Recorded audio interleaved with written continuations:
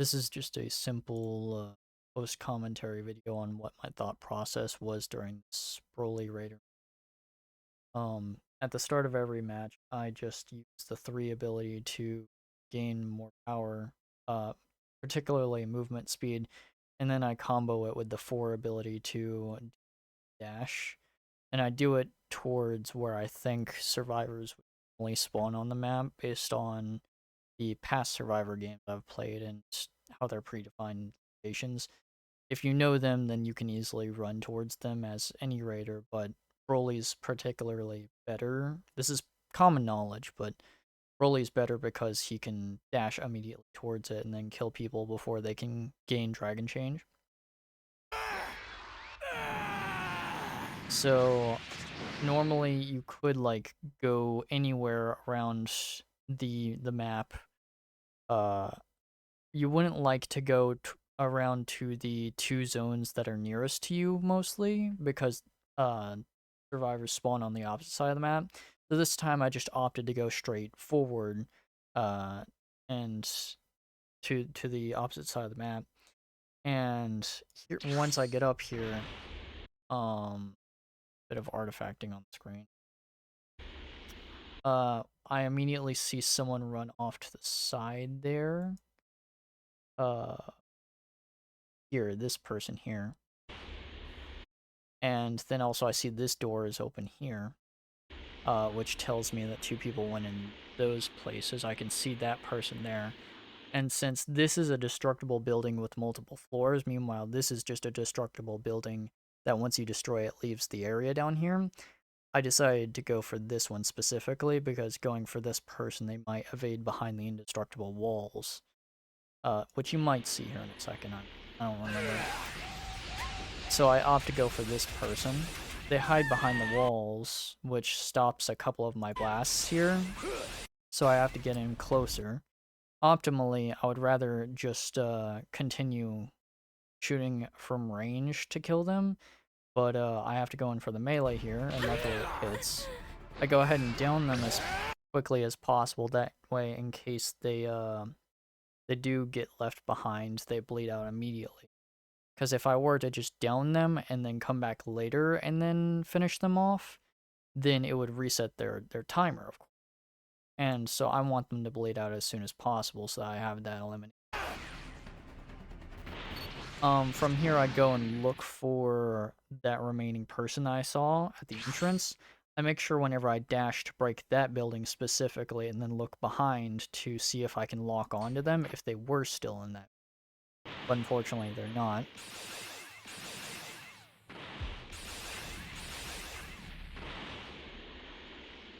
From here, I'm just looking around. I think that they could have fled to Area E because of where I was based on where I was in D.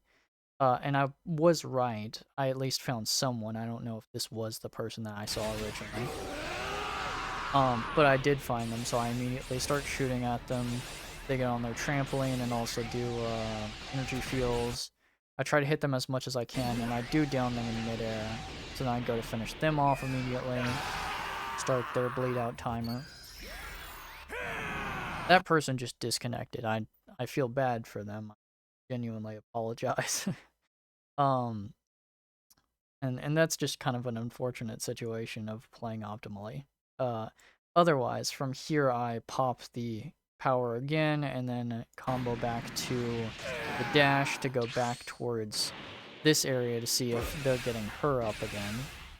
The first one that I did. Here I lock onto this person, so I start fighting them, and their Dragon Change goes. They get to low Dragon Change, but here I see that they've gotten back up, so I try to go and see if I can down them again, just so I could eliminate them. But instead I get this other Oolong in the process, who is assumedly the one that got her up. Here...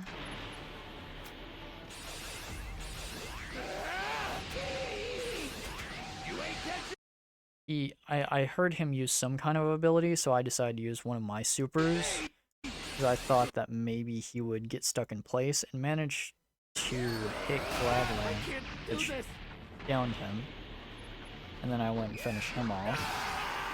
Here I've already gotten a good amount of level. From here I just go back up to try to find if anyone else is nearby. I still want to find that person that I downed originally, but they seem to be gone by now. I believe I do some searching for a while. From here, I see... No. I looked over to B Village, and then I just saw, like, a bunch of, vending machines over there, and I figured I would go ahead and get rid of those. I could save that move for later if I get into a pinch. There are a couple people fighting me, possibly. And that's kind of like a get-off-me tool to just allow them to burn their Dragon Change, but I went ahead and used it. I spotted this person here upon looking back.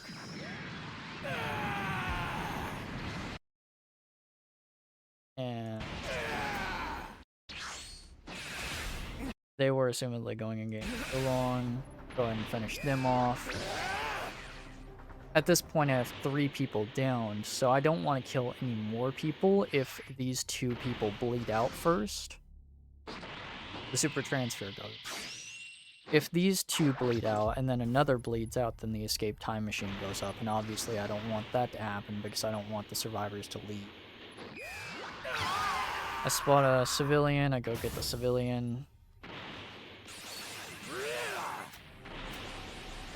There's the super transfer, and assumedly the super transfer just wastes my time as much as possible. So I'm going to make sure if anyone gets these people up, that I'll go ahead and finish them off too.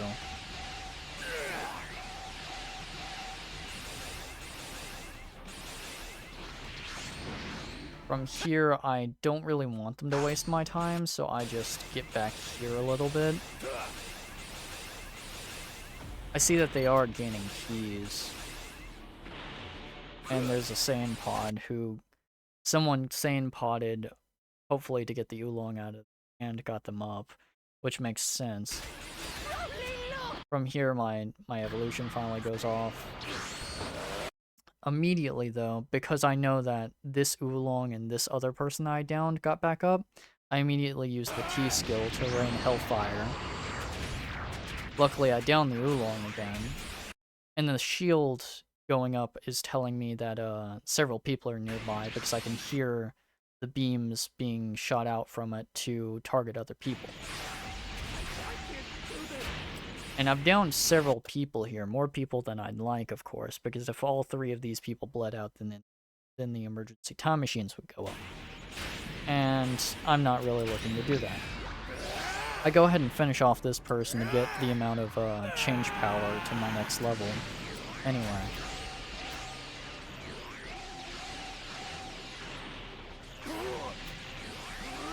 I'm still just managing with the super transfer whenever they're just, like, mostly a non-issue.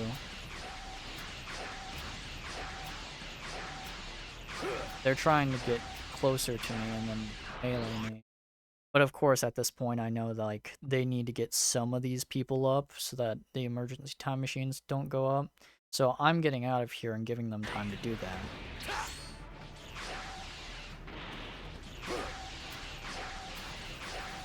I do still want to attack the super transfer because at this point, I still want level, and I can still get level by attacking him, even if I don't want to actually kill him.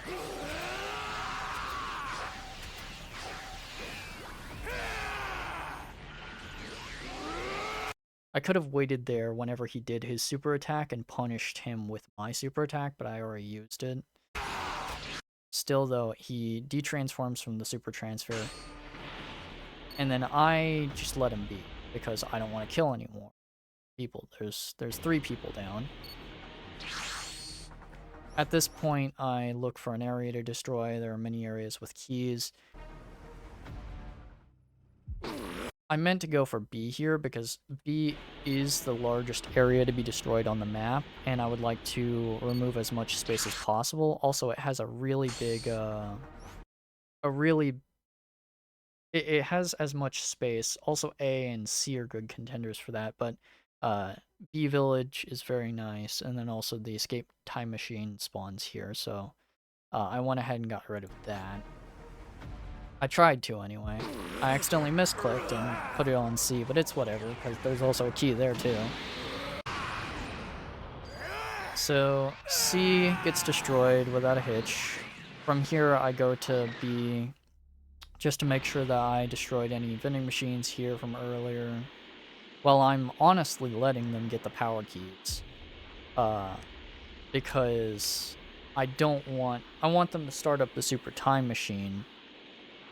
That way, if I can actually kill people without consequence. Of course, if the super time machine goes up and I kill more than 4 people, then the escape time machines won't go up, because all of the emphasis is placed on the super time machines. Just kind of biding my time. I could rain hellfire, but I don't want to kill any of these people, and it could have popped their dragon change, but most people have the base game skill already taken off, where if you get hit once, then it pops your dragon change, because it's a simple button, of course.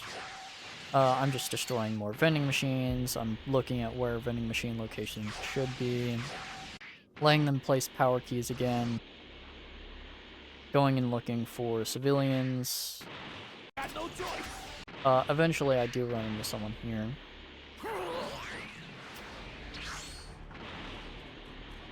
And again, I'm not trying to kill them, but I am trying to bait them into using their dragon change so that I can possibly get dragon change off of fighting them. Guess I got no choice. So that's what I did. I just kind of ran up to the guy and used his dragon change. And then I start fighting him. I'm slowly gaining more level, as you can see down here. And then he falls out of his dragon change. I decide to leave him behind. I don't want to kill him just yet, as I've restated. I go around here and look at a couple chests, just because I'm biding time. I do see this guy placing the E power key. I lock onto him, but I do know that this is a power key placement, and he's stuck in the animation of that jump there of whenever he places the power key, they have like a celebration animation. So I go ahead and hit him to break his shield, and then hopefully get him to dragon change. Though funnily enough, he grabs the super transfer, because apparently that was there. And that's actually better for me, because then I get to wail on him a lot more than if he were to just fall out of dragon change. Here, this guy's back, the one that I downed earlier, or didn't down, but I forced him out of dragon change just moments ago. He must have gotten a cooldown drink or so. And then he tries to jump on me with the super transfer guy too. Here I was thinking he used the Gallic gun, so I figured I would try to use my super attack, but it didn't work, and I got punished for that. Here I take a risk and I do Hellfire. Luckily, I don't think it takes down anyone. Yeah. Gladly, it doesn't kill anyone. And then finally, I get level 4. As expected, I go and destroy D to force the super time machine. So, at this point, I'm full health, and this guy has lost his dragon change. There's still this guy here with the super transfer. I do know the super time machine is forced, and it's falling down right now, so I was attacking him just to give it some time to actually land on the ground so I could start destroying it. Of course, get behind the super time machine. He tried to use his Gallic gun, so I used that, and I think I heard it hit, but I'm not entirely sure because I didn't see his health go down. Yeah, that's weird. Anyway. From here, another person tries to join in. Luckily, I get the hit off on them. At this point, I'm just, like, really, I have the game in the bag. This person has detransformed. As long as I just... The main thing with Broly is you don't want to let the super time machine go up too much, because if it gets to like 75% and there are still people with dragon change, or even not, some people might have like Bancho fan and try to push you off of destroying it. You can easily lose yourself the game by letting the super time machine go too far up before destroying it. So I am trying to be cautious of that here. Here I'm getting punished by him a little bit. And I'm blundering a bit here because I could just let him bleed out because the bleed out timer for Broly level 4 is really quick. But I take a little bit of damage, and it's okay because I can really handle this. I have enough damage to be taken. From here he's de-evolved. Still has Dragon Change, I can see that up there. But here, of course he's Mr. Satan, so he has the Mr. Satan passive. Whenever he gets a death blow during the match, then he'll fly back. And so I just fall back from him, because I know that once you fall down from that, you'll be stunned a little bit. And then I try to shoot him, it downs him. I go ahead and finish him off. I am conscious here that someone could be getting on the Super Time Machine, but I'll see that if this 10 goes up to like, what, a 50? And if that were to happen, then I would pop the T skill and aim it at the Super Time Machine, and that would temporarily get them off, even if it wouldn't actually down them. It would just get them to get away from the Super Time Machine while I try to head back. I could pop this too for extra speed, but also it'll cost me a moment. Really, I'm just going to sit on the Super Time Machine now. Here is a interesting game state for any raider. Of course, you could destroy the Super Time Machine and the people could leave with the escape time machines. You could try to track them down and such. But if you don't know where they are, then it's going to be very tough. And the most optimal thing, the most optimal win for you here is to destroy the Super Time Machine, because you get a Super Time Machine plat for that. And then follow someone else back to the escape time machine and then destroy it with no survivors. If this person were to get out with the escape time machine, but then this one, you would destroy the escape time machine, you'd likely get like a gold battle results and all plats. But if you want all plats completely, then you'll have to kill one of them, follow them back, and destroy the escape time. Problem is that I don't know where either of these two are. So I'm going to go ahead and start destroying the Super Time Machine. Of course, these, like, destruction effects, this explosion here, only happens at, like, about 25, 50, 75%, if I recall correctly. Maybe it's just 25 and 75. But there it destroyed. And once it's at 75, obviously, it can't go back down. It can sit there, and then you're able to destroy it from 75. It can't go below 75. From there, someone hit me with a stun attack. It was probably this Oolong who has the Dragon Change. He probably got it from this supply crate over here. I'm making sure to get it up to 99, but I'm not actually wanting to destroy it yet because I'm wanting to find it. Here I lock onto this person, and I hesitate for a second. But then I realize I want to go ahead and kill this person if I can, and then hopefully find the last person, or gourd this last person into helping him fight me. So this person Dragon Changes. I have a lot of time left on the Super Time Machine, of course. And then this is the best thing that can happen as a Broly, seeing someone grab the Super Transfer in this game state, because that means that they're going to go and try to find you, and they're going to try to beat you up, of course.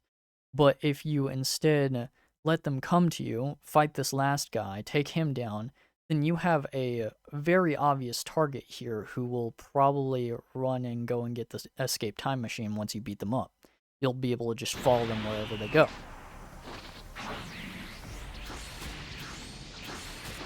So I go ahead and finish off this person here. He stuns me again with Krillin's shoe. Then I see his zip line, even though that my screen is like visually faded. Luckily though, my shield that I had here seems to down him. I see him here, so I go ahead and finish him off. This guy is basically a non-issue. He can't really do a whole lot of damage unless he was just cracked at the beginning. Of course, he punishes me here by nailing me. He tries to stun me. And I know he's not getting that guy up. That guy bled out because of the short timer that Broly has.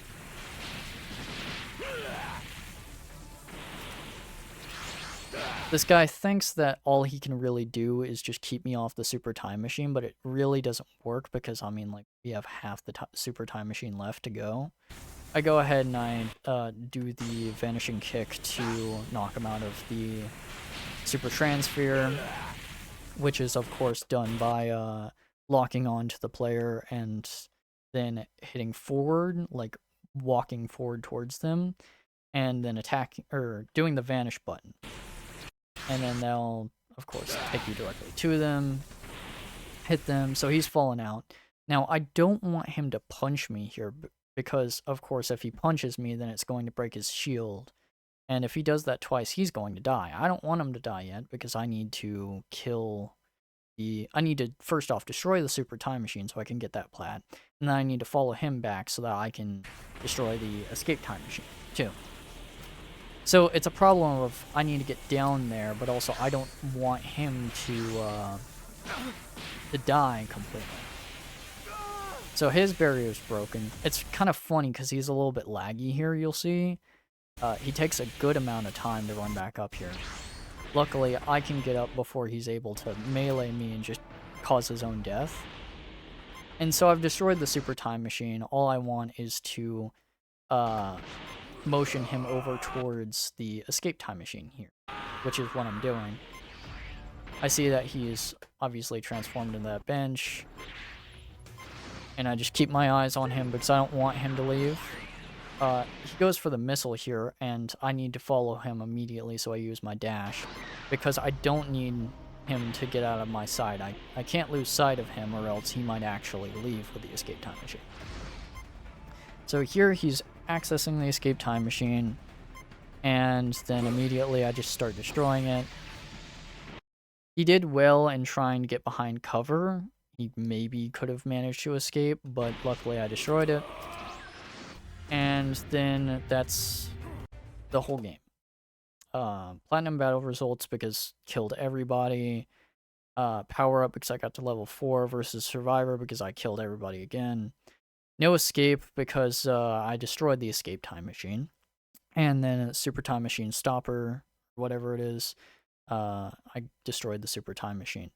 And so that's how you play a perfect Raider match, and that was completely ideal to me.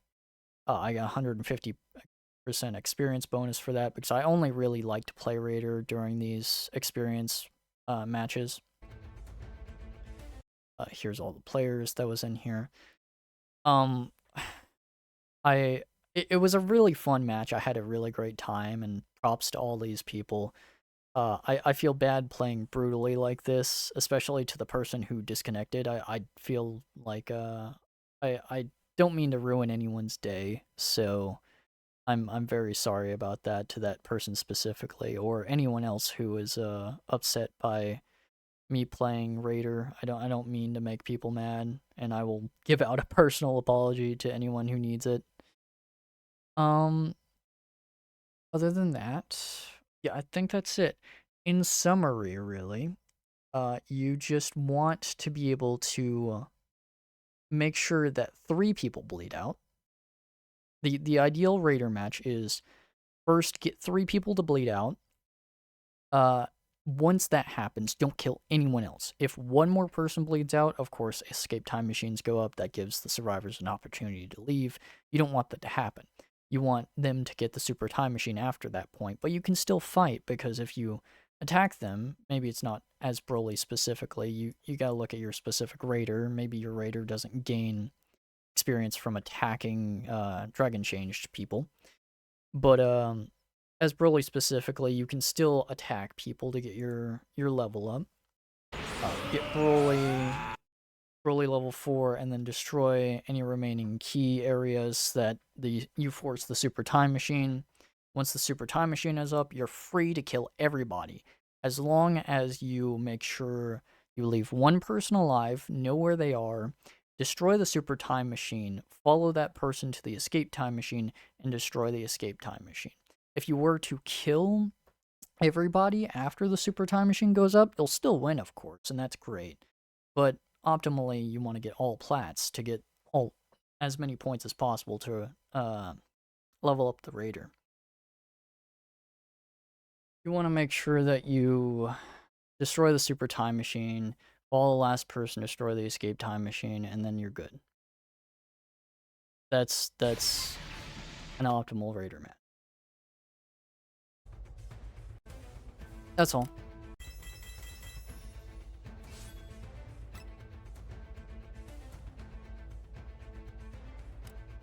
Thank you for listening to my post commentary.